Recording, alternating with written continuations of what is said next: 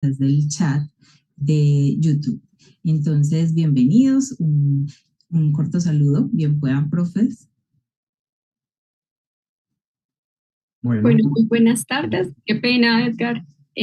Bueno, para mí es un gusto estar en este espacio y más compartiendo de una temática en la que ya con el profesor Edgar también hemos tenido algunas conversaciones y algunas reflexiones. Entonces, para mí es todo un placer y un honor también tenerlo en este espacio, hacerle algunas preguntas ya con un altavoz latinoamericano también, donde otros maestros y maestras podemos también vincularnos a esta reflexión.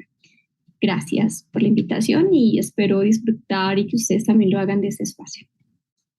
Sí. Muchas gracias a ustedes por la invitación a participar de este espacio. Realmente me honra participar de este proyecto académico que ya lleva muchos años y que en el que no había tenido, digamos, la posibilidad de interactuar. Gracias a Lorena y a Yadira por nuestras conversaciones iniciales, y en efecto resaltar que por fortuna hace un tiempo hemos venido elaborando discursos en torno a estas problemáticas, y que eso hace que seguramente las cuestiones que discutamos tengan el nivel que espera el público que nos ve y que nos sigue. Gracias a ustedes. Bueno, creo que vamos a ver entonces una semblanza del profesor Edgar y de quienes estamos aquí hoy participando.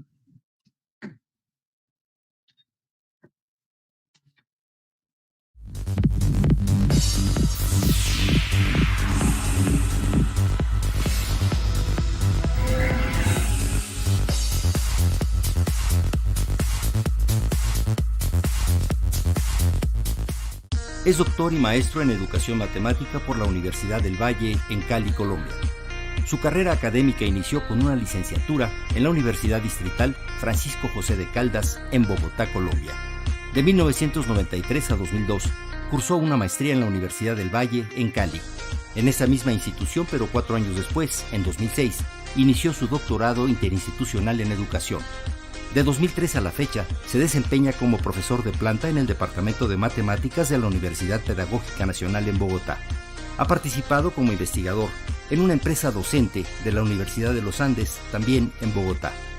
Además, ha sido profesor de la Universidad del Valle en Cali y profesor de matemáticas en educación secundaria y media. Sus principales temas de trabajo son la relación de la historia de las matemáticas con la educación matemática, la formación del profesor de matemáticas, la proporcionalidad y el pensamiento variacional.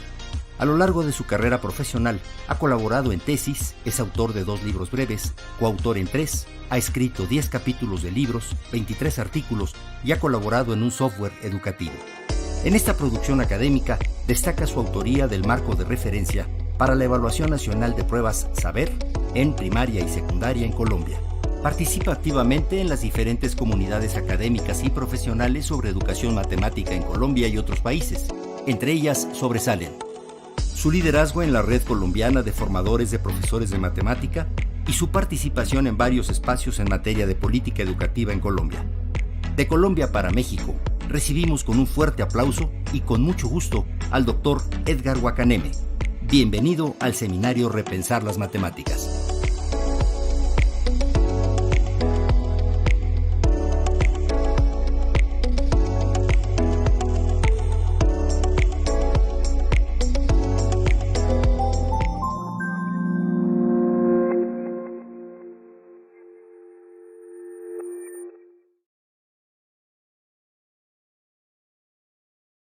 Este espacio, primero pues reconociendo esta gran trayectoria formativa e investigativa del profesor Edgar Guacaneme, y además entendiendo no solo su experiencia como formador de formadores, sino también cómo ha venido desarrollando una línea de investigación que hoy, a partir de hoy, pues estamos como, bueno, a partir no, hace rato, hoy vamos a trabajar a partir de uno de sus textos, que estaba también presente en el blog del seminario Repensar las Matemáticas, y agradecemos entonces que podamos hacer esta conversación.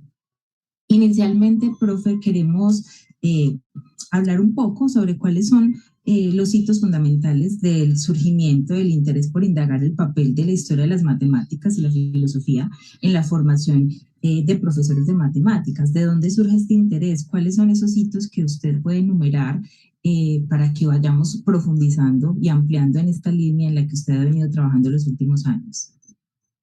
Gracias, Lorena. La pregunta por los hitos, pues me exigió y me exige una capacidad de recordar, de remembranza de lo que es mi historia personal y mi historia profesional. No es tan fácil hacer estos ejercicios porque a veces la memoria falla o porque sencillamente se pueden pasar hechos que son importantes. Voy a intentar referir algunos hechos que para mí hoy constituyen como elementos significativos de esa trayectoria, a través de los cuales quizá pueda lograr ilustrar o no solo mi trayectoria, sino la trayectoria que otras personas han tenido y que pueden llegar a tener en el futuro.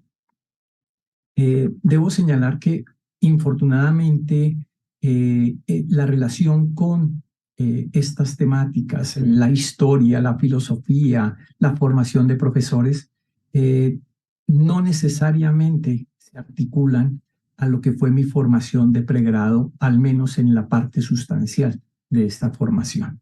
Por ejemplo, la historia de las matemáticas y mi gusto por la historia de las matemáticas no comenzó exactamente en el programa que cursé para formarme como profesor de matemáticas, sino al final de este y de manera particular en un grupo de estudio al que pertenecí durante aproximadamente 3, 4 años, que es el Seminario Taller de Didáctica de las Matemáticas, de Investigación en Didáctica de las Matemáticas, que dirigía en ese momento la profesora Miriam Ortiz. Y para el caso específico de la historia de las matemáticas, a través del estudio que desarrollábamos, a través de la apertura que de su biblioteca hizo la profesora Miriam Ortiz, encontré un documento que para mí es muy valioso. Precisamente la enciclopedia Sigma, el mundo de las matemáticas, me permitió encontrar un mundo al que no había accedido incluso cuando había tomado un curso de historia de las matemáticas. En este documento, que como sabemos consta de 6 volúmenes, identifiqué una forma particular de ver las matemáticas, una forma más amplia, más profunda, más diversa, si se quiere, de ver las matemáticas y su actividad. Y me sorprendía porque eso no era lo que yo había vivido, esas matemáticas que encontraba en estos diferentes capítulos de esta enciclopedia, no eran las matemáticas ni aludían exactamente a buena parte de la actividad matemática que en mi formación de pregrado había tenido. Esto me inquietaba mucho, me dejaba ver cosas que no había visto. Por ejemplo, muchos de los textos que leía también eran textos de filosofía de las matemáticas que para mí eran de muy difícil comprensión y yo creo que siguen siendo de muy difícil comprensión. Pero también por estar presente y participando de este seminario, tuve la oportunidad de escuchar y participar, entre comillas, porque mi participación era sencillamente de escucha, de un seminario de epistemología de las matemáticas que por esa época ofreció el profesor Jesús Hernando Pérez en la Universidad Nacional. A manera de anécdota, quiero decirles que la mayoría de las cosas que él decía yo no las entendía. Y eso revelaba sencillamente mi poca aproximación al discurso filosófico. Luego fui entendiendo algunas cosas y luego le fui dando sentido a lo que él había dicho y yo iba recordando. Pero precisamente esa aproximación que tuve una vez me titulé como profesor de matemáticas, esa cercanía a la historia de las matemáticas y a la filosofía que he comentado, me abrió la oportunidad o me dejó ver clara la oportunidad de participar de la maestría en educación con énfasis en educación matemática de la del Valle. Había entendido que tenía que seguir estudiando, necesitaba seguir estudiando y las maestrías eran en ese momento una posibilidad. Y esta maestría tenía una cosa muy particular y es que tenían una aproximación a la didáctica de las matemáticas francesa, tenían una aproximación a la educación matemática en general, pero había un asunto singular. Había un grupo de investigación dirigido por el doctor Luis Carlos Arboleda Aparicio que ofrecía parte de la formación en esta maestría y eso realmente me sedujo. Quería estudiar eso. Sentía la necesidad de estudiar la historia y la filosofía de las matemáticas. Precisamente, y haciendo ese barrido de memoria, me encontré que habiendo iniciado la maestría en el año 93, de manera un poco irresponsable, diría yo, un poco, no sé cómo denominarlo, un año después, y quizá mediado por un planteamiento que había hecho el profesor Carlos Eduardo Vasco, cuando presentaba la historia de la educación matemática desde una perspectiva de un octógono de disciplinas y ubicaba en uno de esos extremos la historia y la filosofía de las matemáticas en uno de esos lados, nos atrevimos a presentar en el año 94 en un evento que precisamente se desarrolla en la Universidad Pedagógica Nacional, el Encuentro de Geometría y sus aplicaciones, un texto, una ponencia que se tituló El papel de la historia de las matemáticas en algunas investigaciones en educación matemática. Ese mismo texto lo presentamos, por supuesto, con modificaciones y profundizaciones, un año después en un evento nacional que también justamente lo desarrolló una empresa docente, institución en la que luego trabajé, y en lo que en ese entonces se llamó la 9ª Reunión Centroamericana y del Caribe sobre formación de profesores e investigadores en educación matemática. Por fortuna, hoy sencillamente a esa reunión le decimos RELME. Pero des en cuenta que aquí nuestro interés era la historia en la investigación en educación matemática. Yo creo que el interés por la historia se vio acentuado cuando me comencé a dar cuenta, por allá por los años 90, que lo que yo sabía, el conocimiento que había sido construido en mi licenciatura, no era precisamente lo que yo requería. Y el ver que el discurso en particular, la epistemología genética, que es el discurso que profesaba y aún profesa la profesora Miriam Ortiz, daba buenas pistas para saber qué era lo que yo requería. Y además, que la perspectiva histórica y la perspectiva didáctica aumentaban mi conocimiento como profesor. Pero des en cuenta que aquí es un asunto totalmente personal. Es para cubrir mis necesidades como profesor de matemáticas. Luego, como profesor de matemáticas y formador de profesores de matemáticas en la Universidad del Valle, me fui dando cuenta que este discurso era un discurso que se articulaba de manera muy interesante con los discursos de la educación matemática como campo de investigación. Entonces comencé a darle un valor al discurso histórico y filosófico más allá de mi conocimiento.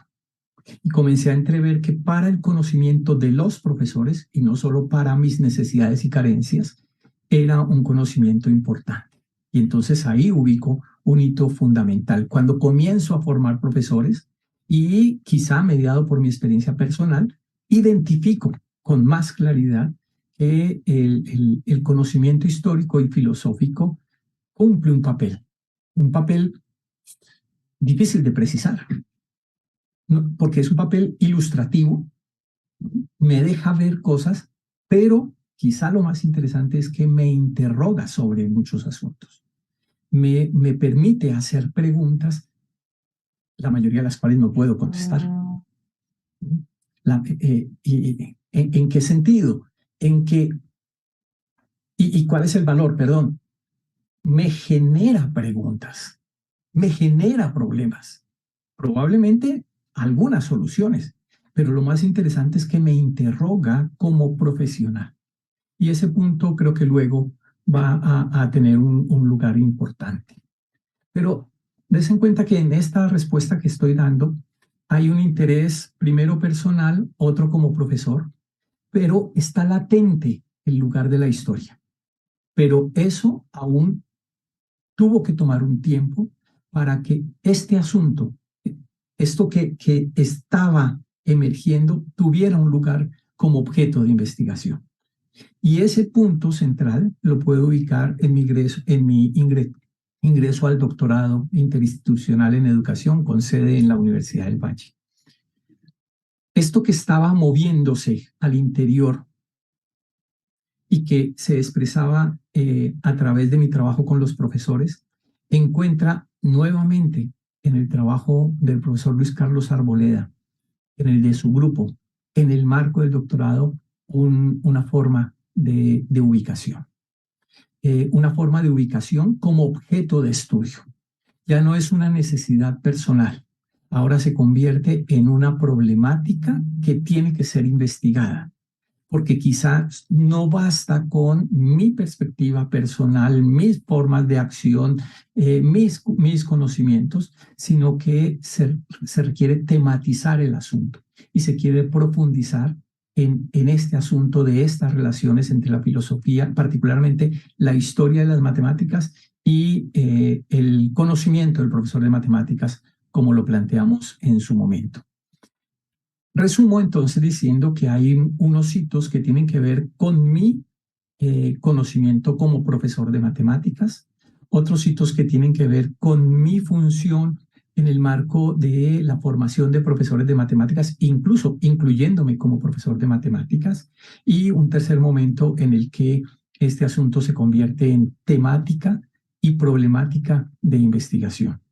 Yo diría que esos son los tres hitos fundamentales en los que podría organizar mi aproximación a estos asuntos. Muchas gracias, profesor. Entonces, en ese mismo sentido, bueno, hay muchas preguntas que surgen alrededor también, pues, como de esta experiencia personal, profesional, académica, también pues como para situar ese papel de la historia, también de la epistemología y la filosofía, aunque en esas es un poco, a veces como algo tímido de nombrarlo, pero frente a ello, bueno, hay cosas en las que uno puede reconocer cierta identidad, tal vez hemos pasado por alguno de esos hitos, la forma de presentación o de acercamiento, creo que en algunas también podemos coincidir, los tratamientos y las posibilidades u oportunidades que hemos tenido también para abordarlas, pues hemos sido, bueno, han sido distintas y ahí pues bueno, cada uno ojalá tuviésemos la oportunidad de contar las experiencias personales alrededor de cómo llegamos a estudiar, a abordar también aspectos o objetos propios de este campo de investigación. Pero entonces, ya como pasando un poco desde esa experiencia personal que ya hemos visto también que constituye también una apuesta y una postura por la formación de profesores y de profesoras de matemáticas, queremos también poner en esta conversación cuál ha sido ese lugar y función que se le ha asignado a la historia de las matemáticas en esa formación de profesores y profesoras y cuál sería ese lugar ideal que podamos también, pues, que podamos alimentar para esa constitución de la identidad del profesor de matemáticas. Entonces, alrededor de ello, pues creo que hay una conexión muy natural, pero nos gustaría indagar por esos lugares y funciones. Esa pregunta precisamente, Yadira, es una pregunta que nos planteamos de manera general en el doctorado, pero que luego encuentra en un proyecto de investigación del cual participé, que precisamente se desarrolló en la Universidad del Valle y del cual deviene el artículo que está ubicado en el blog, en la página de este seminario Repensar las Matemáticas. Fue la pregunta que guió ese proyecto. Queríamos saber cómo se hace, para qué se hace, qué se hace con la historia de las matemáticas en los programas de formación. Y nos dimos a la tarea de preguntarle a los coordinadores, preguntarle a los documentos curriculares, a los documentos que describen los planes de estudio de estas licenciaturas para formar profesores de matemáticas, qué es lo que hacen, para qué, por qué y cómo lo hacen. Le preguntamos a los documentos, hablamos con los coordinadores de los programas, las personas que dirigen los programas, con los profesores que desarrollan los cursos, cuando hay cursos, con los estudiantes para reconocer sus voces a propósito de lo que les significa y demás. No, mi respuesta no pretende para nada resumir los resultados de esta investigación, pero quisiera orientar mi respuesta desde un texto que fue muy significativo, que se publicó como la editorial de una revista, la revista Mediterránea de Investigación en Educación Matemática, en el que los autores presentan, bajo el título Historia de las Matemáticas en la Enseñanza, aperitivo, plato fuerte o postre, una pregunta que va a ser respondida en esta revista de manera particular. Y nosotros pudimos advertir que para la gran mayoría de los programas de formación que tuvimos la oportunidad de consultar en Colombia, la historia de las matemáticas no hacía parte del plato fuerte y, por supuesto, mucho menos era parte del plato fuerte. Sabemos que el plato fuerte en nuestros programas de formación son las matemáticas profesionales, las matemáticas de los matemáticos. En esas matemáticas a veces reconocíamos elementos históricos que, al igual que lo señalan estos autores, servían de aperitivo, de introducción a las temáticas, de motivación para estudiar las temáticas de las matemáticas. Y veíamos que en varios programas los cursos o las líneas se ubican al finalizar la formación, es decir, que por su ubicación pareciera tener un sentido de postre. Para muchos, por ejemplo, no tiene sentido estudiar historia de las matemáticas si no se ha estudiado matemáticas. Un paréntesis pequeño, yo me di cuenta que no hay razón en eso, pero tampoco en negarlo, porque mi experiencia para estudiar la historia me llevó a estudiar matemáticas de esa historia, pero precisamente el estudio de esas matemáticas se afianzó con el estudio de la historia. Entonces lo que vi más bien fue una relación dialógica entre estudiar matemáticas y estudiar historia. Cierro el paréntesis. Lo interesante fue que nosotros nos dimos cuenta que no había uniformidad en el lugar que se le asigna a la historia de las matemáticas en la formación de profesores. Esa falta de uniformidad se presenta y se muestra en que a veces en el programa de formación hay solo un curso de historia de las matemáticas. O a veces, como en el caso de al menos 3 universidades que miramos, hay una línea de formación en historia de las matemáticas. Pero reconocimos que esas universidades que tienen líneas de formación en historia de las matemáticas, todas están inspiradas, por decirlo de alguna forma, o tienen su raíz en precisamente los trabajos que en su momento dirigió el profesor Luis Carlos Arboleda en el grupo de Historia de las Matemáticas. Y entendimos que había una escuela de pensamiento, que la llamamos la Escuela Luis Carlos Arboleda, que generó precisamente en estas universidades que están ubicadas al sur de Colombia, en la Universidad de Nariño, en la Universidad de Cauca y, por supuesto, y de manera natural en la Universidad del Valle, una forma de entender que la historia de las matemáticas no podía ser el postre ni el aperitivo, y que por tanto tenía que hacer parte del plato fuerte del que se alimentaran los futuros profesores de matemáticas o los profesores de matemáticas en ejercicio. Pero pues veíamos que esa no era una escuela de pensamiento que se hubiera podido irradiar en Colombia o en muchos más países, sino que en todo caso tenía una ubicación geográfica muy particular. Es una lástima que esto suceda, pero sobre todo que la comunidad en general no le haya asignado el papel que merece precisamente la historia de las matemáticas en la formación de profesores. ¿Cuál es el papel que merece, no? Sería la pregunta. ¿Qué lugar es el que debe ocupar? Que, pues, con esto conecto con la segunda parte de la pregunta, ¿no? ¿Cuál sería el ideal? Para responder precisamente a eso, y nosotros tuvimos que hacer una mirada a cuáles son los propósitos formativos que podría satisfacer la historia de las matemáticas para la formación de profesores de matemáticas. Miren que aquí no estoy hablando de la historia de las matemáticas para la enseñanza de las matemáticas, para la formación. Y nosotros nos encontramos que en los planteamientos que había hecho la comunidad hay al menos 7 respuestas muy potentes del papel y el lugar que podría cumplir la historia. Seguramente hay más, pero nosotros lo sintetizamos en 7. Una de ellas es que la historia permite una visión de lo que es hacer matemáticas, de lo que ha sido hacer matemáticas. No solamente de lo que debería ser el hacer matemáticas, o sea, no una perspectiva prescriptiva de lo que es el hacer matemáticas, sino quizá, y de manera más importante, de lo que ha sido una perspectiva descriptiva. Pero también permite reconocer una visión de las matemáticas como campo de estudio, de investigación o campo disciplinar, que es diferente quizá al que uno se hace cuando estudia matemáticas, las matemáticas que se estudian para formar profesores.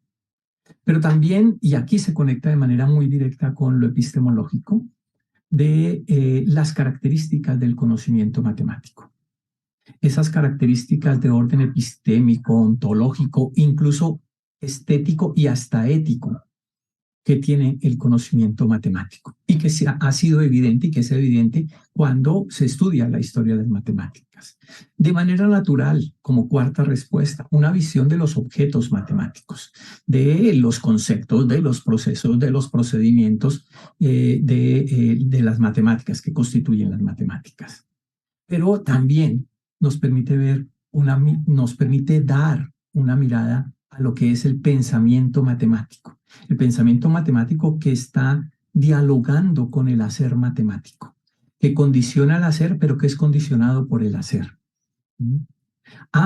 Claro, muchos investigadores coinciden en que la historia de las matemáticas también nos permite reconocer insumos para el aula e incluso maneras de orientar el currículo. Y de manera particular, y este punto nos gustó mucho, la historia de las matemáticas permite el desarrollo de competencias personales en el orden del ser y la subjetividad del profesor y de orden profesional. Este conjunto de objetivos que podría llegar a satisfacer la historia de las matemáticas le da un sustento demasiado fuerte, pero todavía muy ignorado, al papel que tendría que cumplir las matemáticas. Finalizo diciendo, la historia de las matemáticas debería ser parte del plato fuerte que se le brinde a los profesores para su formación inicial, continuada y avanzada. Porque tiene demasiado potencial. Yo me atrevo a decir, sé que muchas personas no están de acuerdo, que la historia de las matemáticas y no las matemáticas, ni la didáctica de las matemáticas, tienen ese potencial. Pero resulta que en los programas el plato fuerte está en las matemáticas y, bueno, una parte importante es la didáctica de las matemáticas o la educación matemática, pero no la historia.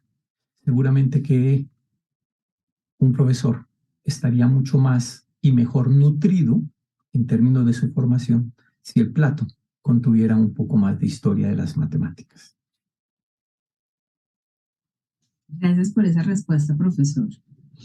Pues sin lugar a duda, estamos de acuerdo que la historia de las matemáticas debería ser parte, no el postre como usted lo acaba de decir, sino parte de ese plato fuerte, sobre todo porque esa investigación que ustedes hicieron realmente muestra el potencial que tiene en los procesos de formación de maestros y profesores que van a enseñar matemáticas. Y sobre todo porque hay elementos que empezamos a identificar allí que hace 20 años no estaban presentes en la formación. Quiero recoger esta última parte cuando usted nombra que hay unas competencias que puede desarrollar ese futuro profesor, competencias que están asociadas a su subjetividad, competencias asociadas a su desempeño, su desarrollo profesional, que lo llevan a conectar los diferentes trayectos formativos, ¿cierto?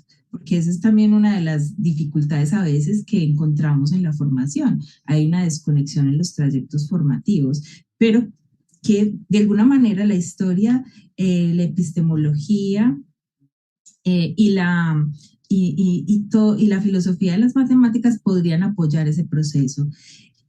Continuando entonces con esta línea, ¿cierto? Con esta temática, es evidente que tiene unos beneficios usar la historia de las matemáticas, pero también qué limitaciones y alcances se puede reconocer pues en el tratamiento de esa relación que hay entre la historia de las matemáticas, la formación de profesores de matemáticas, cuáles son esas limitaciones y alcances que se hace o que se podría hacer en medio de los programas de formación si deja de ser el postre y se convierte parte de ese plato fuerte. Bueno, esta pregunta no es tan fácil de responder y quizá tiene un poco más de como una cierta mirada a futuro y también un poco más de especulación. Sin embargo, yo creo que uno de los principales limitantes que tiene el poner en juego la historia de las matemáticas en la formación de profesores es que aún hoy lo que se llama estrictamente la historiografía aplicada a la historia de las matemáticas, es decir, el estudio de la historia de las matemáticas, y aquí quiero decir, no es estudiar historia de las matemáticas, sino elaborar un discurso sobre lo que es la historia de las matemáticas, sobre su carácter epistémico, sobre la validez de las interpretaciones históricas, etcétera. Esto que se llama historiografía, aunque a veces confundimos la palabra historiografía con una versión de la historia no muy apetecida, por decirlo así, un poco una historia muy ligera, pero no. La historiografía es eso que señalé antes. Carecemos de esa visión, de esa postura epistémica sobre la historia de las matemáticas. Y como esa discusión no se ha dado de manera amplia, como esa discusión no ha entrado a la minucia, pues en general, o tal vez muchos de los formadores de profesores, tenemos una visión un poco sesgada o limitada de lo que es la historia de las matemáticas. Es decir, si nosotros logramos tener una visión de la historia mucho más enriquecida, probablemente reconozcamos en la historia, en los resultados de la investigación histórica, un elemento potente para la formación. Ese convencimiento pasa por identificar algo que en lo que nosotros iniciamos en la tesis doctoral, la respuesta ¿qué es la historia? ¿Y qué tipos de historia hay? Probablemente cuando digamos historia de las matemáticas, varios en un mismo grupo estamos pensando en cosas diferentes. Algunas personas estarán pensando en los elementos biográficos y cronológicos de esa historia. Otras estarán pensando, por ejemplo, en las obras de los matemáticos que hacen parte de la tradición matemática, como por ejemplo elementos de Euclides, o el tratamiento de Apolonio para las cónicas, o la geometría de Descartes, que, dicho sea de paso, no son historia de las matemáticas, son matemáticas en la historia. Pero alguien puede estar pensando en esas obras, o alguien está pensando en la historia de las teorías o de las disciplinas, o alguien puede estar pensando en la evolución de los temas o los procesos y a eso le llama historia de las matemáticas. O alguien está pensando es en la historia del pensamiento matemático, por ejemplo, la historia del pensamiento sintético y la historia del pensamiento analítico, cómo se van entremezclando y cómo en cierto sentido pendular, cómo la humanidad se ha movido entre una forma de pensamiento y otra. O algunos estarían pensando en asuntos metamatemáticos O algunos estarían pensando en la relación precisamente de la historia de las matemáticas y la enseñanza de las matemáticas.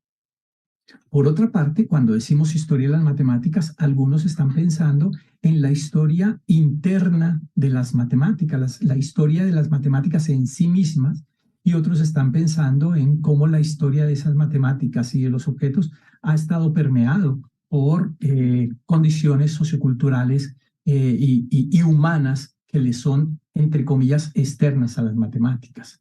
Algunos estarán pensando en los relatos históricos, mientras que otros estarán pensando en los análisis históricos que se publican en las revistas profesionales de historia de las matemáticas. Algunos estarán pensando en la historia evolutiva, ¿no? Y otros estarán pensando en una historia situada. ¿Qué queremos decir cuando decimos historia de las matemáticas? ¿Y cómo funciona esa historia de las matemáticas? En últimas, un discurso metahistórico parece ser una de las principales limitaciones para poner la historia en relación con la formación de profesores de matemáticas. Hay otras limitaciones desde mi óptica. Por ejemplo, la formación misma de los formadores. Y este es un asunto difícil de tratar porque incomoda mucho, quizá porque nos refiere a nosotros, ¿no? Nos deja ver en nuestras debilidades como formadores, ¿sí? Pero también, pues, porque constituye un problema a solucionar. Muchos formadores de profesores no han tenido la posibilidad de acercarse a la historia y también a la filosofía de las matemáticas, más allá que como diletantes de la historia y la filosofía de las matemáticas. Es decir, no han tenido o no hemos tenido una aproximación profesional a estos asuntos, a estas temáticas, con cierta profundidad. ¿Mm? Y eso limita de manera enorme, porque al igual que todos los profesores, cuando no tenemos un conocimiento suficiente o que nos dé seguridad, una de las opciones mayoritarias es dejarlo de lado y más bien concentrarnos en aquello que creemos que sabemos. Y los formadores de profesores no somos la excepción. Entonces, nuestra falta de formación, que se puede justificar de muchas maneras, no quiero juzgar a los formadores de profesores, pero nuestra falta de formación coarta la posibilidad de que estos discursos intervengan en la discusión sobre el diseño de los programas o en el actuar profesional. Cuando los profesores se dan esa posibilidad, los formadores de profesores se dan esa posibilidad, se arriesgan, salen cosas realmente interesantes, realmente interesantes. Se generan discusiones realmente interesantes, se generan aprendizajes realmente novedosos y en general muy útiles. Pero hay otra condición que limita mucho, y es que la tradición no ayuda mucho. Al no tener como parte de nuestros programas la historia de las matemáticas como un elemento central, no quiero decir, y luego seguramente lo podría ampliar, que tengan que haber líneas de formación en historia, porque hay otras maneras, pero al no tener esa tradición y al no tener ese convencimiento de que la historia sí puede jugar un papel fundamental, limitamos las posibilidades de nuestra imaginación para formar profesores de matemáticas, porque la tradición pesa más, porque la tradición es más difícil de romper, porque es más difícil innovar que mantener el statu quo. Y en el caso de la historia eso y de la filosofía de las matemáticas, eso sí que es evidente, sí que es evidente. Y entonces yo creo que estos tres factores, ¿no? Esta mirada limitada de lo que es la historiografía de la historia de las matemáticas, la formación de profesores limitada también en relación con estas temáticas y la tradición sobre lo que es formar profesores y lo que es este conocimiento limitan mucho, limitan realmente de manera considerable el lugar que la historia podría tener en la formación del profesor de matemáticas. Bien, y en ese sentido, bueno, creo que hemos hablado mucho del deber, bueno, en relación con la formación de profesores y profesoras, pero también en relación con la tradición, es la reproducción que se hacen en muchos programas de formación y son los maestros en formación también que juegan un papel importante frente a esas demandas de formación, por así mencionar. Entonces, las tradiciones que permiten reproducir ciertas posturas, acercamientos, construcciones también frente a los saberes matemáticos, pero también, por otro lado, supongamos, no sé, y no hacer una pregunta de este diálogo, pero si empezamos como a pensarnos los espacios en los que es posible apostarle a una apuesta en historia de las matemáticas, en la formación de profesores y profesoras, y qué reacciones hay alrededor de ello. Pero dije, esto no es una pregunta para este momento, pero sí queda también como vinculada a esa historia personal, porque creo que tu historia, la que mencionaste ahora y la que hemos tenido algunos que estamos en este espacio, pues también implica que ha habido rupturas, que ha habido unos acontecimientos que nos han planteado reflexiones y preguntas sobre las que hemos actuado. Entonces, no ha sido porque hayamos estado, no hayamos sido formados en esa línea, sino que ha habido esos acontecimientos que nos permiten construir también unas historias en relación con estos objetos y que es distinta. Pero bueno, también en eso es que a veces hay como ciertas confusiones porque hablamos a veces indistintamente entre la historia, la epistemología, la filosofía de las matemáticas y entonces en ese sentido nos gustaría saber también en esos varios discursos que hay sobre la defensa de la historia, la filosofía en general y la epistemología en específico o la didáctica de las matemáticas en la formación de profesores de matemáticas, ¿existe algún vínculo entre estas tres instancias? Y si es así, este se debe de pronto a una sinergia de las tres para leer las matemáticas en la formación de profesores, a una manera especial de comprender algunos fenómenos que no se pueden leer sin el marco de las otras dos, o a que cada una de las tres tiene la facultad de decir cosas independientes sobre las matemáticas.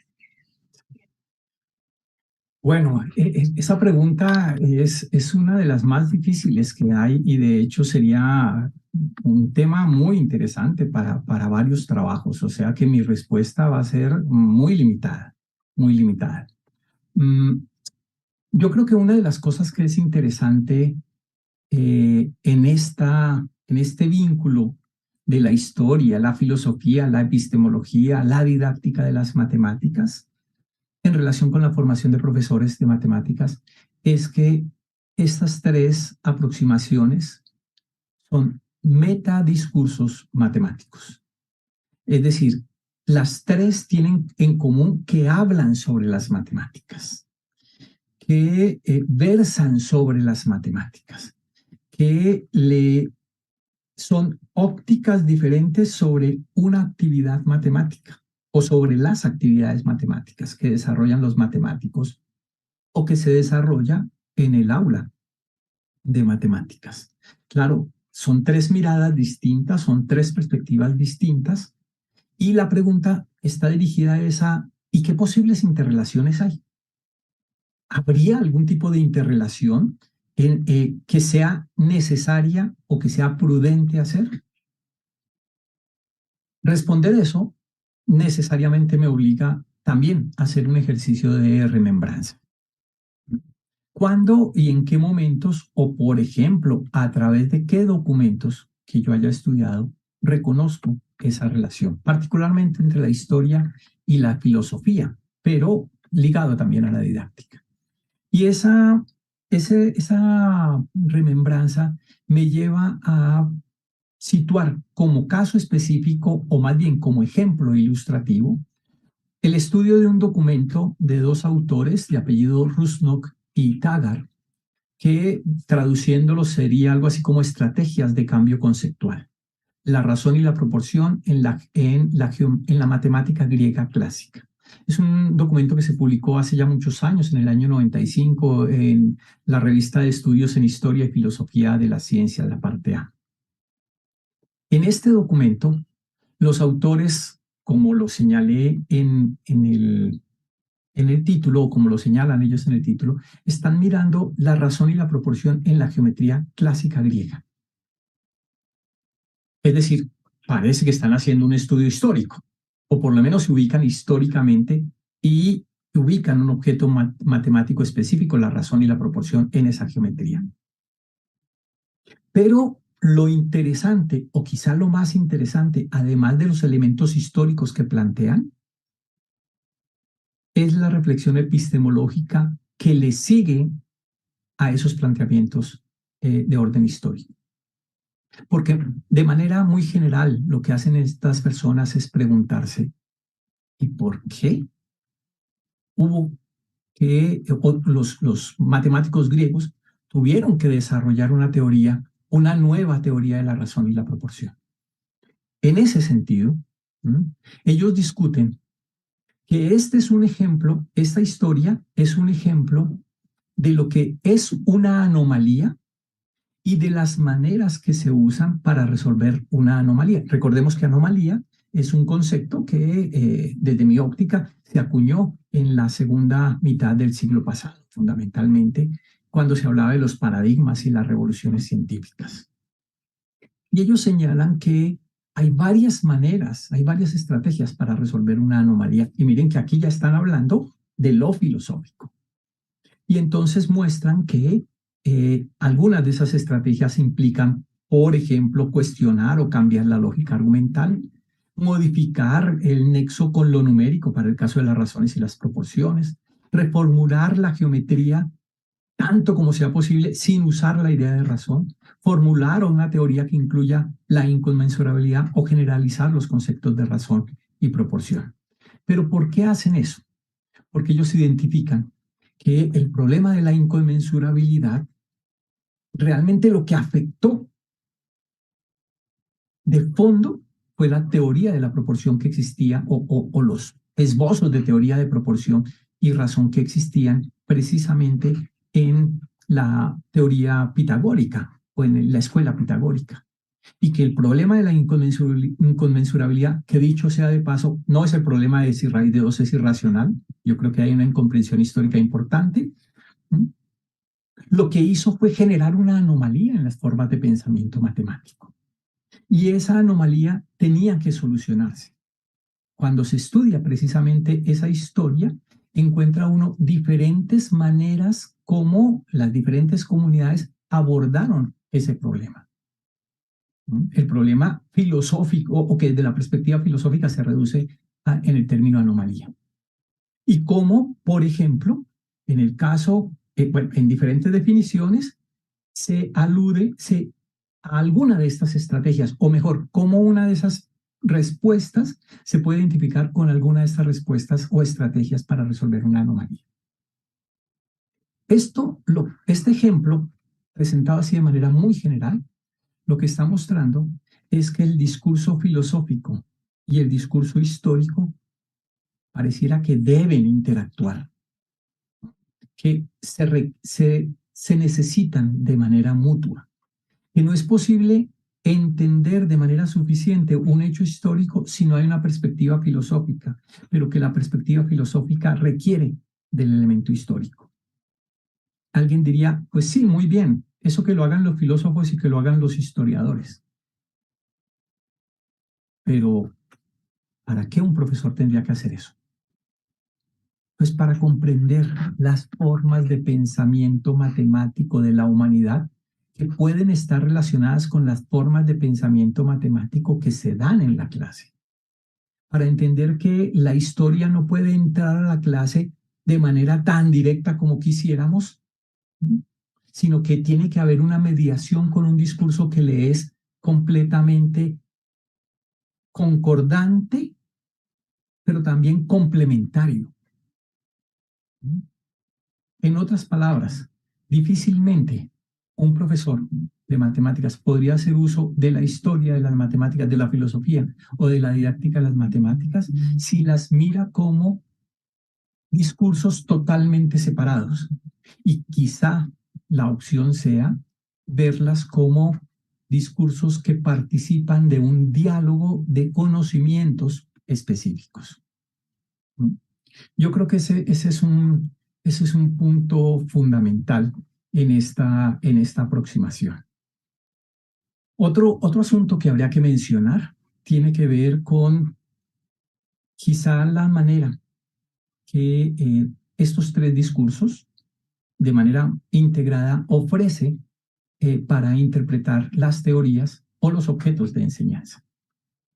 Cuando se mira un objeto como, pues de manera natural pongo ejemplos relacionados con algo que conozco un poco, cuando se mira un asunto como la representación de la razón, para poner un ejemplo muy concreto. ¿Cómo se representa una razón? Y lo más interesante, ¿cómo se representa una razón, pero no en el ámbito del registro simbólico? Pero voy más allá. ¿Cómo trabajo con la razón cuando no tengo a disposición el recurso de la representación simbólica? Y es que eso le pasa a los estudiantes. Claro, nosotros le solucionamos el problema poniendo un A, liniecita o vínculo B, o A dos puntos B, o sencillamente A es a B. Pero ¿cómo puedo trabajar con las razones cuando ese recurso de representación no está a la mano? ¿Cómo puedo pensarlo y cómo puedo operar con ello? Es un asunto que no tiene una única respuesta, ni en la historia, ni en la filosofía, ni en la didáctica. Pero que cuando se hace una aproximación desde estas tres perspectivas, al menos desde estas tres perspectivas, y quizá está orientada esa reflexión sobre lo que es la teoría de la representación, sobre lo que es la visión de los objetos matemáticos, de si creemos o no que hay un objeto matemático en un mundo ideal y que lo que tenemos es aproximaciones a él incompletas e imprecisas a través de sus representaciones. O al contrario, que lo que creemos es que el objeto matemático existe es en sus representaciones. Estoy hablando de orden filosófico, ¿cierto? Sobre la representación, pues tenemos una visión diferente de lo que es la razón y de lo que es aprender la razón. A mí me sorprendió de manera muy grata cuando vi, y todo lo hemos tenido frente a nosotros, pero cuando vi que una representación natural, entre comillas, ¿no?, de la razón, que no es simbólica, es un punto en el plano cartesiano. Cuando vi lo que significaba ese punto relaciona el valor de dos magnitudes, por ejemplo, pero ese punto condensa, sintetiza la relación en una forma de, la razón, perdón, en una forma de representación. Y cuando el profesor de matemáticas vea que la representación de la razón puede ser un punto en el plano cartesiano, entenderá que la representación de la proporción ya no es tan solo lo que se dice en los textos, que entre otras cosas creo que no está muy bien dicho, que es la igualdad entre dos razones. Va a reconocer que la proporción es una relación entre dos de esos puntos, y esa relación entre esos dos puntos se expresa no solo con la recta que los une, sino a condición de que esa recta pase por el origen de las coordenadas. Y cuando eso suceda, esos dos puntos estarán en proporción, es decir, las magnitudes asociadas a esos puntos estarán en proporción. Si se dan cuenta, esto que acabo de señalar combina el discurso filosófico, el discurso didáctico y el discurso histórico. Difícilmente hubiera podido elaborar un discurso para cada uno de ellos, un discurso que le fuera pertinente al profesor de matemáticas. Eso sería lo que yo podría decir a propósito de esta relación que amerita ser estudiada en profundidad, porque en general hemos asumido esto como componentes separados de la formación del profesor. Y quizá el valor de esos componentes no sean ellos en sí mismos, sino precisamente en relación con los otros para constituir un conocimiento complejo, profundo, y algunos lo dicen de esta manera, a mí no me gusta decirlo mucho, profesional del profesor de matemáticas. Profesor Edgar, conectando con esta respuesta que es bien compleja en términos de todas las relaciones que se deben establecer allí, quiero que nos amplíe un poco entonces, en términos de cuál sería esa formación o esas rupturas, esos diferentes acontecimientos que se demandaría la formación de los profesores, ¿cierto? Para que esa acción, utilicemos esa palabra profesional, logre esa mirada a la historia de las matemáticas y que además permee sus prácticas pedagógicas para futuros profesores de matemáticas. En esa relación, ¿cuáles serían entonces esas rupturas que hay que hacer en la formación? Esta pregunta que me hace Lorena me hace acordar de una pregunta que un colega, a quien estimo mucho, y quizá lo estimo mucho porque discutíamos mucho. Algunos creían que éramos enemigos y lo que éramos era contendientes académicos, el profesor Luis Eduardo Espitia. Él me hizo una pregunta una vez que presenté algo de lo que estoy hablando como posibilidad para modificar el programa de licenciatura en la universidad. Él me dijo, Edgar, ¿tú lo que quieres es que haya más cursos de historia de las matemáticas? Esa pregunta fue muy fuerte. Por fortuna, estaba un poco preparado para esa pregunta. Yo creo que una respuesta a la necesidad de formar en historia de las matemáticas, una respuesta inmediata puede ser pongamos más cursos de historia de las matemáticas. Pero esa es una respuesta que se ha mostrado un poco esquiva y equivocada en nuestro país. Necesitamos educar para la paz, entonces pongamos una cátedra de la paz. Eso lo han dicho nuestros legisladores. Necesitamos que haya un control de los embarazos adolescentes, entonces pongamos una cátedra de sexualidad y demás en los colegios. Y para cada necesidad parece que la respuesta es, pues hagamos que estudien eso. Yo creo que es una posibilidad, no la descarto, pero la verdad, yo creo que hay otras posibilidades más interesantes y quizá más retadoras. Una de esas tiene que ver con la posibilidad que ofrece la historia de las matemáticas como orientador curricular. Por ejemplo, orientador curricular de la enseñanza y el aprendizaje de las matemáticas que deben o que esperamos que aprendan los profesores de matemáticas. En otras palabras, vincular más la historia como, ojo, no como objeto de estudio, sino como orientador o gestor curricular. Tenemos unos ejemplos en la universidad que vale la pena mencionar. Y de esos ejemplos quiero mencionar uno específicamente.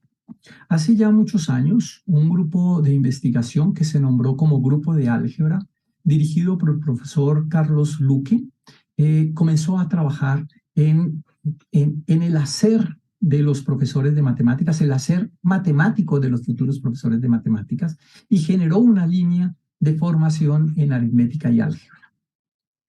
Años después tuvimos la posibilidad de estudiar esa línea de formación en matemáticas.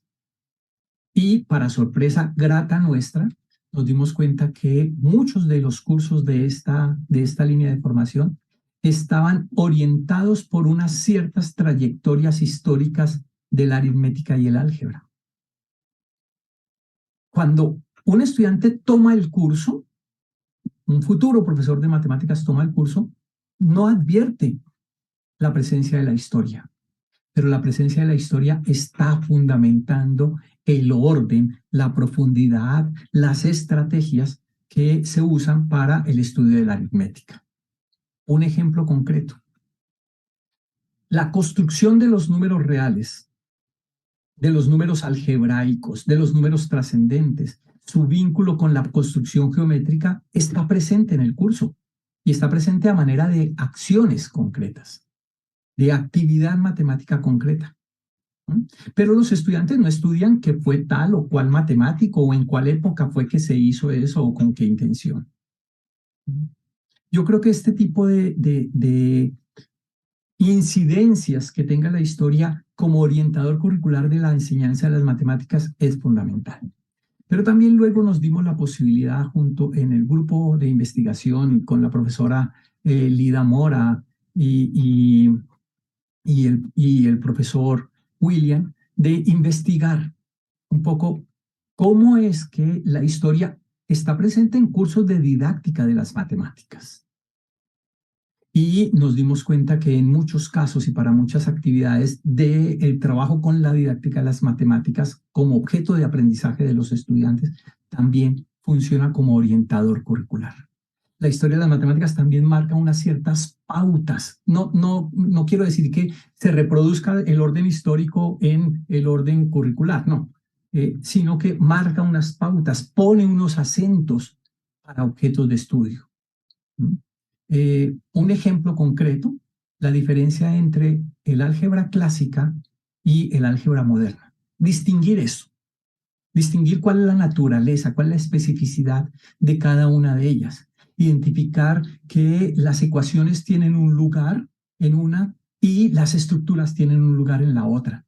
Y que son formas diferentes de pensar y de pensamiento matemático que están articuladas en la escuela y que, por supuesto, le ofrecen una perspectiva a los profesores de matemáticas. Yo creo que ese es otro elemento que permitiría ahondar un poco en esta respuesta. Y hay algo un último elemento que quisiera comentar y que tiene que ver con que hay una historia de unas matemáticas que ha sido desatendida y es la historia de las matemáticas escolares. El movimiento, del que hemos tenido conocimiento de manera reciente a través de diferentes puentes, de un campo de investigación que se nombra como Historia de la Educación Matemática y que contempla el estudio de la historia de esas matemáticas escolares, de los currículos, de las formas de acción de los profesores, etc., es un elemento que también tendría que ser sustancial en esta perspectiva, que permita a los profesores una mirada a la historia de las matemáticas o una mirada a lo histórico de las matemáticas que permee las prácticas pedagógicas definitivamente. Yo creo que ese es un elemento central que ha estado un poco descuidado y que para algunos no hace parte de la historia de las matemáticas, porque cuando hablamos de historia de las matemáticas pensamos es en la historia de las matemáticas profesionales, pero resulta que las matemáticas escolares e incluso las matemáticas cotidianas, como lo llama en algún documento el profesor Vasco, también tienen su historia y también son objeto de estudio. Hasta ahí mi respuesta. Gracias, profesor Wakanem. Entonces, con estas, bueno, teníamos una última pregunta preparada, pero conecta muy bien con las preguntas que ya nos han hecho varios profesores y profesoras, tanto en el foro como en el chat de YouTube. Y creo que las voy a comentar así de manera general y de ahí organizamos entonces como esos momentos de respuesta porque algunos le apuntan a cosas diferentes. Entonces, diferentes dentro de la temática, porque algunas abordan las estrategias didácticas, otros desde las estrategias curriculares, también desde la forma de la investigación que también le dio sentido al texto central para esta conversación, y también pues como algunas revisiones a nivel latinoamericano. Pero entonces voy a centrarme entonces en las que están primero en el blog, y allí entonces nos pregunta, bueno, está Domingo Márquez, él es de Cuatitlán, de la UNAM, Bachillerato General Domingo Márquez Ortega. Él nos hace varias preguntas. Entre ellos nos dice que las matemáticas a cualquier nivel deberían enseñarse a través de su historia y filosofía para poder motivar a los estudiantes y ahora pues haciendo uso de recursos tecnológicos que permitan mediar y transportarse a cualquier espacio-tiempo en el desarrollo de esa ciencia. Eso como un detonante más para las nuevas generaciones de profesores, investigadores, académicos y bueno, el contacto con estudiantes en general. Voy a irme entonces a las preguntas donde dice que, bueno, reconocer que la mayoría de las veces esto no ocurre dentro del salón de clases, se enseña de forma tradicional, bajo los mismos esquemas y métodos, y por ello entonces hay 4 preguntas. ¿Cómo ha sido el impacto en las licenciaturas al integrar la historia y la filosofía de las matemáticas? Y esto conecta con la pregunta que estábamos también, que hemos considerado para este diálogo sobre qué cosas también se ha visto desde la experiencia y la práctica que han funcionado y reacciones alrededor de ello. Y también, ¿qué licenciaturas de las 9 que mencionan se logró un cambio en la implementación, pues, o una implementación mejor y por qué? en la actualidad cuál es el área de oportunidad para modificar los planes curriculares existentes de esas licenciaturas, cómo es visto por los estudiantes, en este caso profesores que se están formando en cuanto a su actitud, pertinencia, disponibilidad. Como para resumir estas 4 preguntas, entonces abordaría aspectos propios del estudio, y aquí quiero conectar con una pregunta que también nos hace la profesora Adriana sobre el diseño también del estudio, dice que, bueno, resulta impactante que el primer paso de la metodología implique convocar y escuchar a los representantes de las licenciaturas en estudio. Pues me parece que las investigaciones usualmente se concentran en lo que dicen los documentos. Acercarse directamente a las personas involucradas me parece que le da un valor adicional a la investigación al considerar el factor humano de primera mano. Lo que quiere conocer la profesora Adriana es si podrían compartirnos un poco la razón de esta decisión y cómo funcionó. Eso como para vincular tanto aspectos acerca de lo que se ha reconocido en los programas que se revisaron y frente a este diseño metodológico del estudio. No sé si aquí hacemos una pausa o las recojo todas de una vez.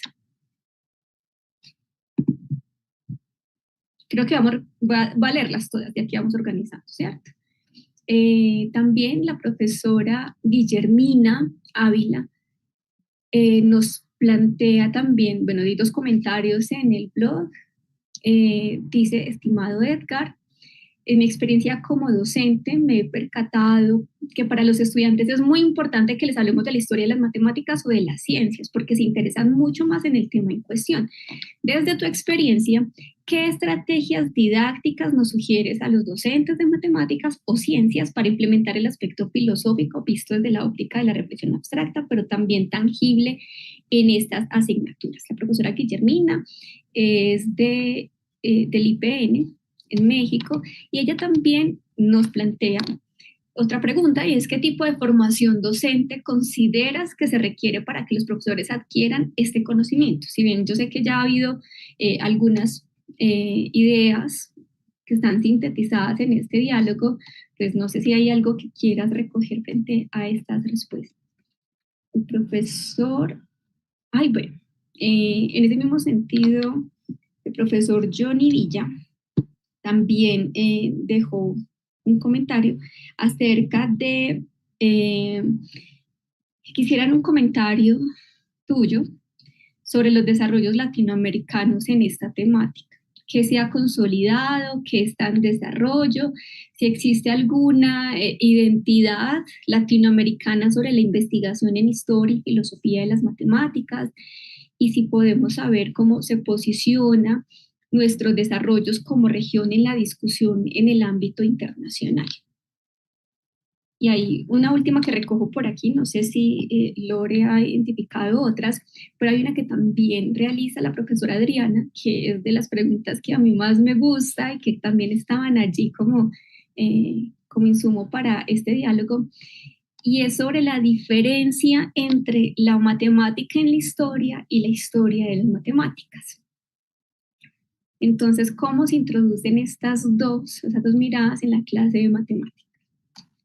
Esto es lo que he recogido hasta ahora, tanto en el blog como en algunos comentarios de YouTube, y bueno, no sé si con esto empezamos con las reacciones, las respuestas frente a estas preguntas, y animamos también a la audiencia que nos comparta más comentarios, preguntas, tanto en el chat de YouTube también como en el foro de la sesión. Bueno, gracias por las preguntas y por la condensación que has hecho de las inquietudes de los participantes. Bueno, es natural que hay varias líneas en las preguntas. Quiero referirme en primer lugar al estudio.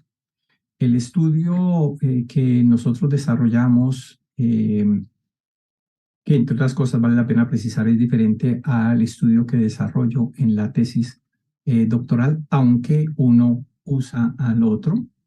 Es decir, en el marco de la tesis doctoral se construyeron unas categorías que fueron usadas precisamente en el estudio para dar cuenta y razón de cómo estaba la historia de las matemáticas en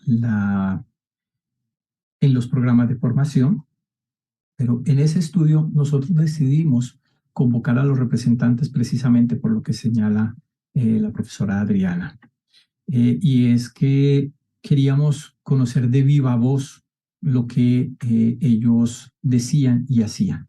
No bastaba para ese estudio con lo descriptivo planteado en el documento.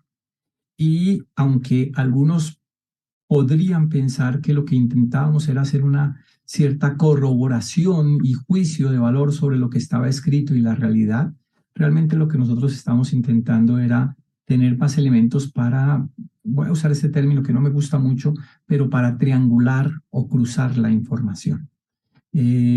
Porque, entre otras cosas, los documentos no dejan ver, por su estructura misma, no dejan ver todas las posibilidades y las respuestas que queríamos nosotros ubicar. Por ejemplo, sabemos que los asuntos metodológicos son muy particulares del desarrollo mismo de los programas de historia de las matemáticas en el marco de una licenciatura. Es decir, que estaban puestos, se ponían en juego a través de la acción del profesor y que no necesariamente se recogían en un programa o en un sílabus de un curso, y menos en la propuesta general del programa de formación. Entonces queríamos tener diferentes fuentes de información que complementaran y que nos permitieran una visión un tanto más objetiva de lo que se estaba haciendo. Este estudio en relación con la historia de las matemáticas en la formación de profesores nos dejó ver algunas cosas y nos permite reconocer precisamente eso que señalé antes en términos de la diversidad de posturas. Pero si eso sucede en Colombia, ¿qué puede estar pasando en Latinoamérica? Aquí mi respuesta es más especulativa. Lo mismo. Puede estar pasando lo mismo. Lo digo con base en el conocimiento que tuve del trabajo que, por ejemplo, hacen algunos colegas chilenos en la Universidad Alberto Hurtado, en el que desarrollan también una línea de trabajo muy interesante en la historia de las matemáticas. Lo digo por el conocimiento que tuve de lo que hacen en los programas de formación en Costa Rica, en algunos programas de formación en México. Recordemos que la formación en México de los profesores es un poco diferente a la de Costa Rica, Venezuela, Colombia, en términos de su institucionalidad. Y desde esa perspectiva, yo creo que no hay puntos en común. Eso ya lo advertía el estudio ICMI que se publicó en el año 2000, cuando Faubel y Mahanamen hacen un capítulo específico dedicado al tratamiento de la historia. Pero no sé si la respuesta que voy a dar está en la línea de la pregunta de Johnny, pero yo creo que sí tenemos una posibilidad y un fin común para vincular la historia de las matemáticas a la formación de profesores de matemáticas en Latinoamérica. Y esto que voy a decir está apoyado en lo que sucedió, creo que en Mozambique o en Sudáfrica, y que se reporta en el estudio ICMI. Y es que la historia de las matemáticas locales, la historia de las matemáticas que han producido los matemáticos de cada país, son un elemento que permitirá ganar en identidad nacional, en sentido de patria, en sentido de país. Casi siempre estudiamos la historia de las matemáticas europeas, norteamericanas, rusas, y a veces estudiamos un poco de historia de las matemáticas orientales. En este estudio hicimos una pregunta cuya respuesta fue muy llamativa. Nosotros le preguntamos a las diferentes universidades, ¿estudian historia de las matemáticas colombianas? Y la respuesta fue más o menos la misma. ¿Acaso existen? ¿Hay matemáticas colombianas? Y muchas de estas personas lo dijeron pues porque desconocen el trabajo que han hecho personas como Clara Elena Sánchez, el mismo Luis Carlos Arboleda, Gabriel Arbeláez, para mencionar algunos de mis colegas que han hecho un trabajo lindísimo. Maribel Patricia Nacona también ha hecho un trabajo lindo, entre muchos otros, pero son los que se me ocurren en este momento. Para efectivamente reconocer que hay y han existido matemáticos colombianos y que se ha hecho producción matemática. En el externado de Colombia, Fabio Ortiz está mirando las matemáticas que produjo este profesor, el ingeniero Garavito, Julio Garavito. ¿No? Y él, cuando nos muestra las elaboraciones de Garavitos y otros contemporáneos y el trabajo de Gabriela, nos muestra que en Colombia se estaba haciendo matemática quizá de la misma altura y la misma significancia que lo que hoy reconocemos para los trabajos de Dedekind, Cantor, Cauchy y otros que pasaron a la historia. ¿No? ¿Qué quiero decir con esto? Que quizá una de las cosas que debería poder hacer la comunidad que investiga en historia de las matemáticas y que es necesario que se haga en nuestros países latinoamericanos es reconstruir esa historia. Porque al igual que en estos países que mencioné al principio, esa historia les permitió independencia y en todo el proceso del apartheid lo que les permitió fue ganar identidad nacional, asunto que hoy por hoy y desde diferentes discursos es bienvenido y necesario para nuestros países. En esta perspectiva, por supuesto, hay que reconocer que el trabajo de los colegas brasileños va muy adelantado, muy adelantado. El mismo legado de Ubiratán de Ambrosio, seguido por Sergio Nobre, el trabajo que está dirigiendo, digamos, Wagner Rodríguez Valente, en torno a la historia de la educación matemática, las perspectivas se me escapa en este momento el nombre de un autor brasileño que aborda la historia de la historia de las matemáticas desde perspectivas subjetivas. Si recuerdas el nombre, me ayudas, de un texto que alguna vez intentamos traducir. Antonio Miguel. Antonio Miguel. Son trabajos que le van dando identidad al trabajo latinoamericano y que, dicho sea de paso, es muy valorado por nuestros colegas de otros polos, de otras latitudes, de más allá de nuestros océanos, y porque es una historia que podría tener un impacto en la formación de profesores y en la formación de nuestros estudiantes que nos permitirían, no solo 2 siglos después, declararnos un poco más independientes, más autónomos y también con un conocimiento muy importante. Yo creo que hacia allá van algunas de estas pautas y de algunos de estos asuntos de la reconstrucción de una historia y la incorporación de esa historia en la formación de profesores.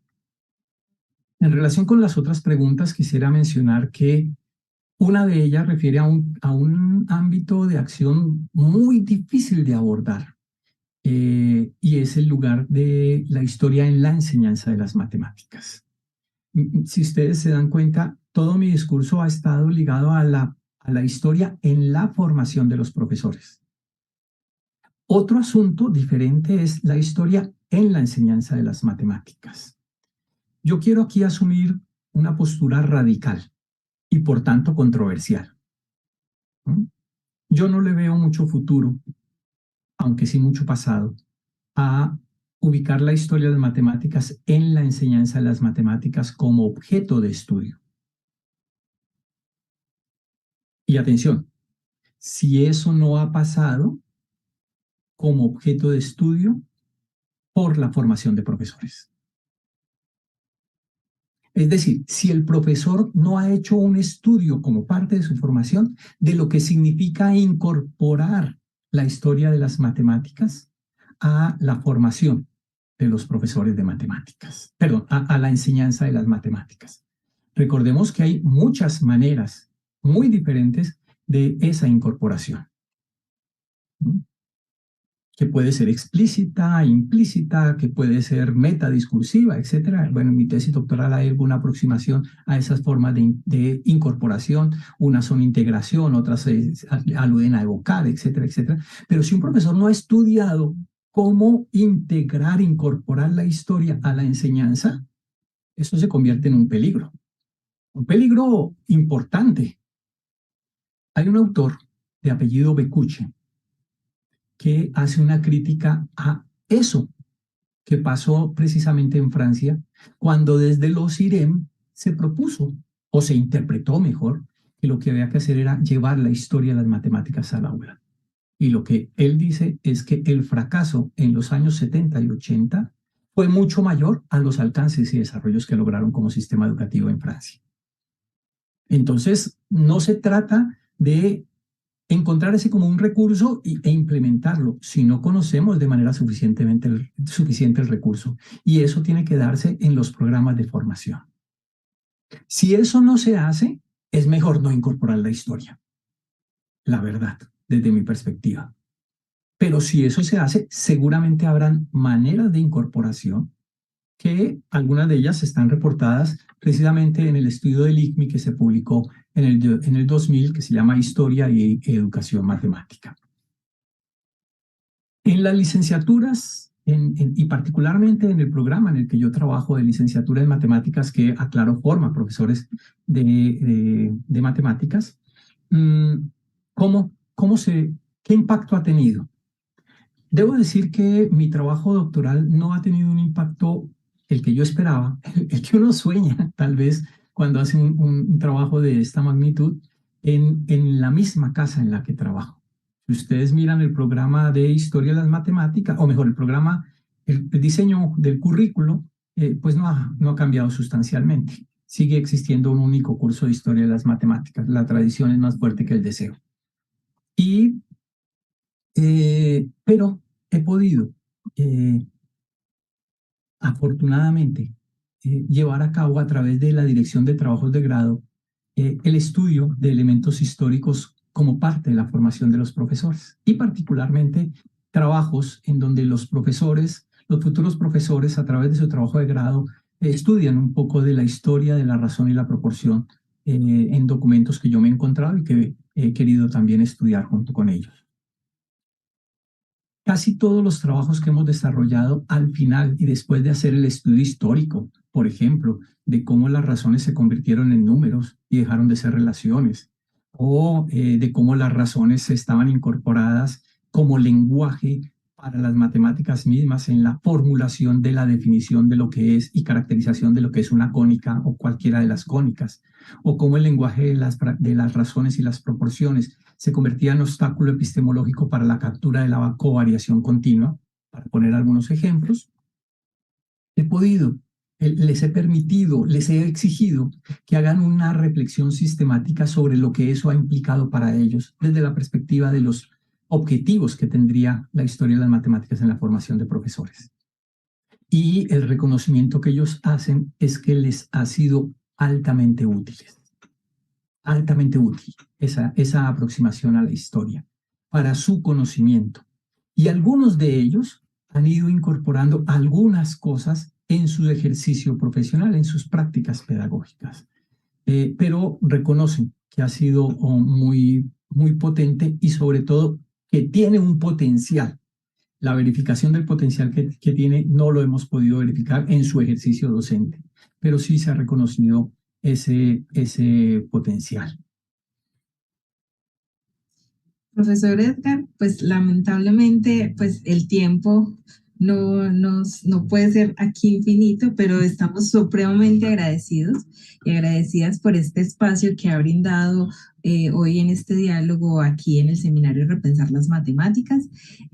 Nos quedan por fuera algunas preguntas que continuaron haciendo en el chat de YouTube, pero invitamos en este caso a José Luis, porque son preguntas muy interesantes que tienen que ver también con esa relación de la enseñanza de las matemáticas y esa relación con la historia de las matemáticas, a que las haga, por ejemplo, en el foro del seminario. Y también lo invitamos a usted, profesor Edgar, para que en otro tiempo, así asincrónicamente, ingrese al foro y pueda darle respuestas a varias preguntas que también están allí en el foro.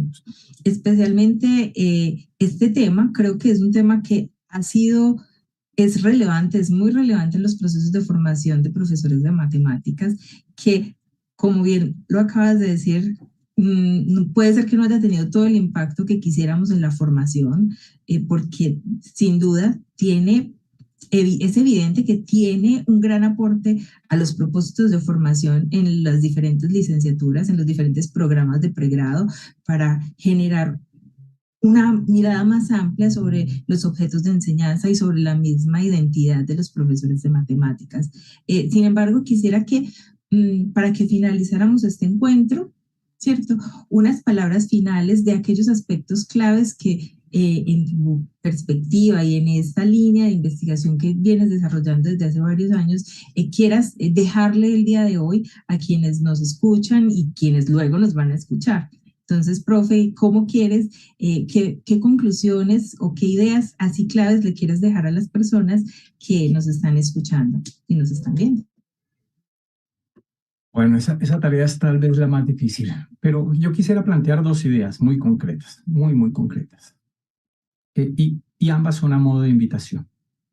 La primera es que los formadores de profesores tendríamos que asumir como objeto de estudio, también como ámbito de trabajo, en la relación historia, filosofía, didáctica de las matemáticas y matemáticas.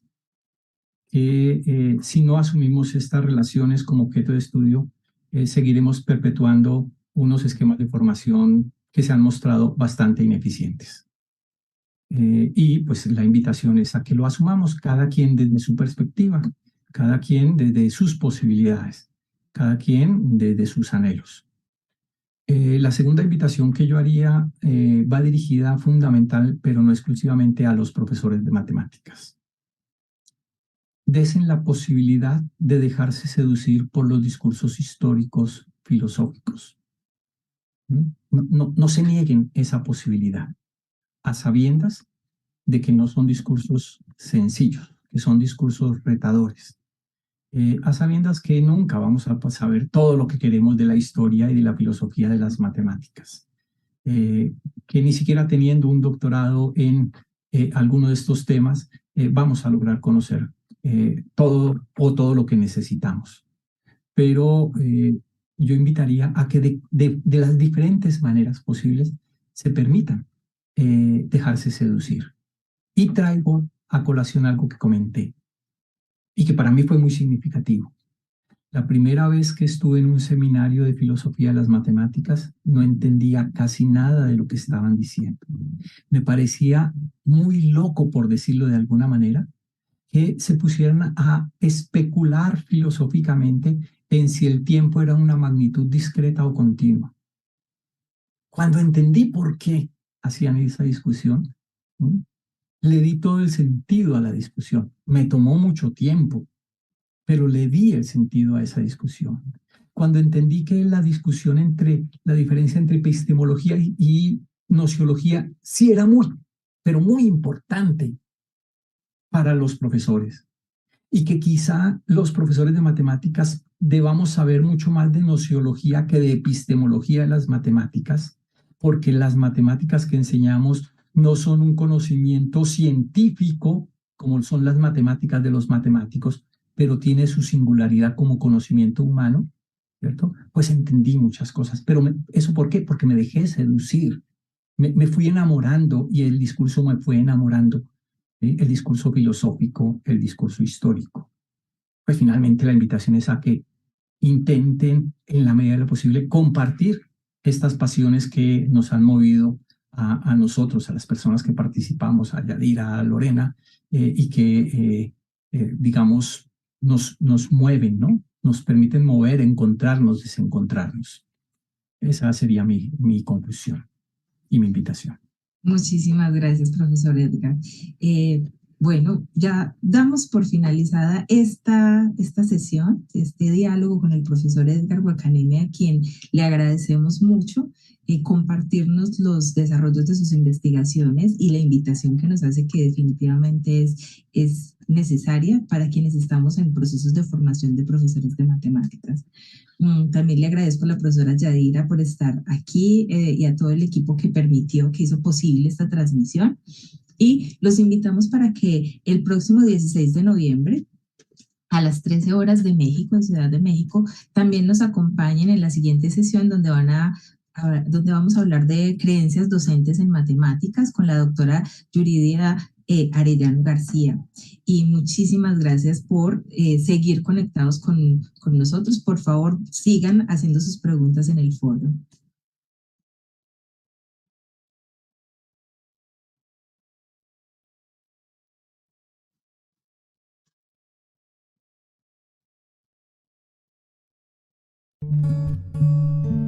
¿Terminamos?